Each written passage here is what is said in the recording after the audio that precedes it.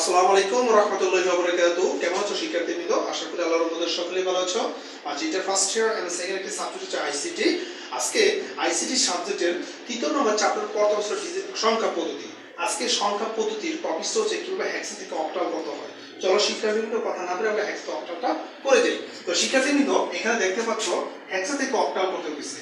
হেক্সা থেকে অক্টাল করতে হলে একটা কথা মনে রাখবা, হেক্সা থেকে অক্টাল করতে হলে হেক্সার মানটাকে আগে বাইনারিতে রূপান্তর করতে হবে।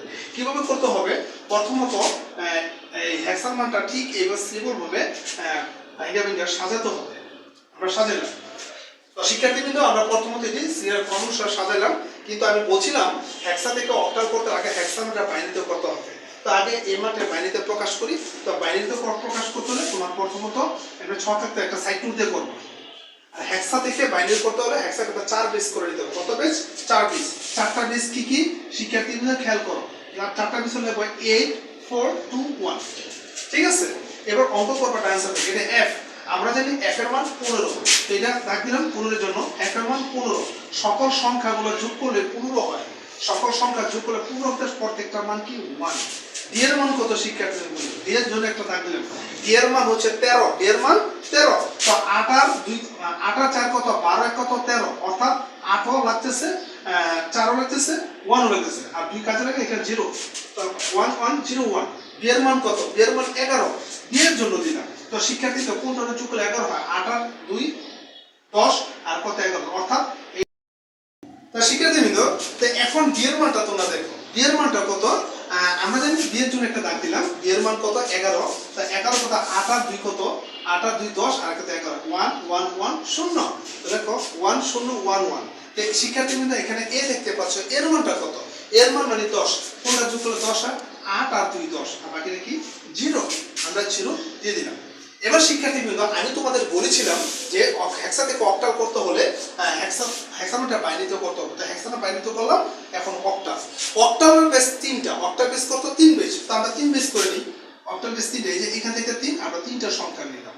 আবার এখান থেকে 3 0 1 1 3টা নিলাম। আবার এখান থেকে কত 3 3টা নিলাম। আর এখান থেকেও 3 1 0 সরি এখান থেকে 0 1 0 আর বাকি কটা আছে 0 1 0 বাস 3 বেস করে নিয়ে ফেলেছি। প্রত্যেকটা 3 ক্যাটাগরিতে রাখছি। এবার অক্টালের মানটাও 3 বেস। ওই কথাটা মনে রাখবা শিক্ষার্থীবৃন্দ। অক্টালের বেস 3 আমরা কি লিখবা? 4 2 1। এখন এই ডান থেকে অঙ্ক এই 1 1 আমরা লিখি 3টা। তো প্রত্যেকটা যেটা 1 আছে এর মান কি 4 আর 2 কত? 6 আর কত? 7। আবার এটার জন্য লিখলাম 0 1 1। তো 0 থাকার কারণে এই 4 এর কোনো ভ্যালু নাই। 2 এর কত? 3। তারপর শিক্ষার্থীবৃন্দ আবার পুরো মাইটা তুলো। আবার তৃতীয় নম্বর পুরো 3টাই 1 আছে। 3টা 1 লিখলাম। প্রত্যেকটা 1 থেকে সবগুলো মান কত? 7। তারপর লাস্টে লেখো 0 1 0। এই মানটা আমরা তুলছি। তো 0 থাকার কারণে মানে কোনো ভ্যালু নেই 1 1 এর মান মানে 2। তো আবার লাস্টের মানটা হচ্ছে 1 0 1। তো 0 থাকার কারণে এই 2 উঠে যাবে। তো 1 আর 2 তো 4 আর 1 কত? 5। ঠিক আছে? তো শিক্ষার্থীবৃন্দ আমরা এখন মানগুলো লিখব 5 2 7 3 7। অর্থাৎ অক্টাল মান হয়ে দিয়েছে। তো শিক্ষার্থীবৃন্দ তোমরা বুঝতে পারছো কিভাবে হেক্সা থেকে অক্টাল করতে আমি তোমাদের দেখালাম। তো তোমরা এখনই হাতে কলমে শিখো, খাতা নাও কলম নাও। এই অঙ্ক মাধ্যমে তুমি একটা প্র্যাকটিস করো। এই নিয়ম পারলে তুমি হাজার হাজার অঙ্ক পারবো।